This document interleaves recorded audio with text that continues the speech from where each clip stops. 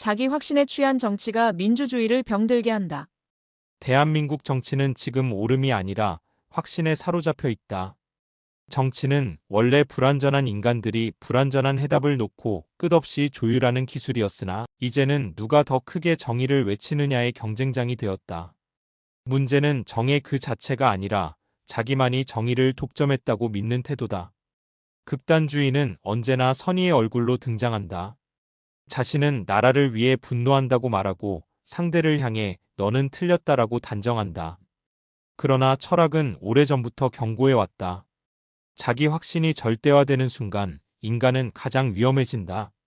아리스토텔레스가 말한 중용은 타협이 아니라 절제였고 공자는 군자를 자신을 끊임없이 의심할 줄 아는 사람으로 정의했다. 지금 정치에는 이 의심이 사라졌다. 정치는 토론이어야 한다. 그러나 지금의 정치는 신앙에 가깝다.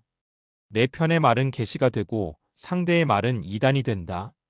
토론이 실종되면 남는 그것은 낙인과 조롱, 그리고 침묵뿐이다. 침묵은 중립이 아니라 필요한 시민의 후퇴다. 정치가 극단으로 치달을수록 가장 먼저 떠나는 것은 상식이다. 내로남불은 위선의 문제가 아니다. 그것은 사유 능력의 붕괴다. 같은 행위를 두고 기준이 달라지는 것은 도덕의 실패이기 이전에 사고의 실패다. 칸트가 말한 도덕 법칙은 단순했다. 내가 한 행위를 모든 사람이 해도 괜찮은가? 지금 정치에는 이 질문이 없다. 대신 우리 편이면 괜찮다라는 계산만 남아있다. 정약용은 정치를 사람을 살리는 일이라 했다. 그는 법의 엄격함보다 공정함을 중시했고 통치자의 명분보다 백성의 삶을 먼저 보았다. 오늘의 정치는 정반대다. 민생은 구호로 소비되고 분노는 동원된다. 백성은 주인이 아니라 편 가르기의 재료가 된다. 이 지점에서 정치는 이미 길을 잃었다. 성인의 시선에서 보면 지금의 문제는 누가 옳으냐가 아니다. 어떻게 함께 살아갈 것인가라는 질문이 사라진 것이다. 성숙한 사회는 갈등이 없는 사회가 아니다.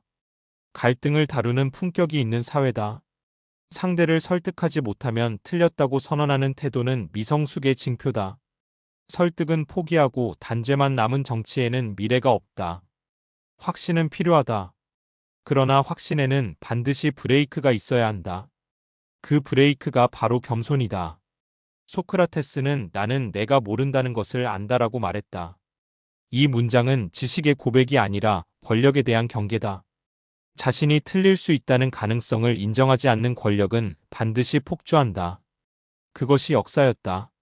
정치는 도덕 시험장이 아니다. 완벽한 인간을 선별하는 곳도 아니다. 서로 다른 이해와 가치가 충돌하는 현실 속에서 최악을 피하고 차선을 선택하는 기술이다. 그런데 지금의 정치에는 차선이 없다. 오직 전부 아니면 전무만 존재한다. 극단은 언제나 단순하다. 단순함은 생각하지 않아도 되기 때문이다. 성인은 큰 소리로 외치지 않는다. 그는 결과로 말한다. 상대를 이기려 하지 않고 상황을 수습하려 한다. 분노를 연료로 삼지 않고 책임을 기준으로 삼는다. 정치가 성인의 시선을 잃을수록 사회는 유아화된다. 편을 나누고 감정을 앞세우고 책임은 남에게 돌린다. 지금 대한민국 정치에 필요한 것은 새로운 이념이 아니다. 낡은 상식의 복원이다. 상대를 악마화하지 않는 용기, 자기 진영의 잘못을 인정하는 품격, 그리고 침묵하는 다수를 다시 정치의 중심으로 불러오는 절제다. 이것은 이상이 아니라 최소 조건이다. 정치는 종교가 아니다. 믿음의 문제가 아니라 삶의 문제다. 옳음을 외치느라 사람을 잃는 정치는 이미 실패했다. 민심은 편이 아니라 결과를 본다.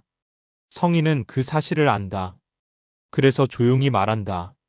자기만 옳다는 정치는 결국 모두를 틀리게 만든다. 정치는 옳음의 싸움이 아니라 공존의 기술이다. 이재윤 생각.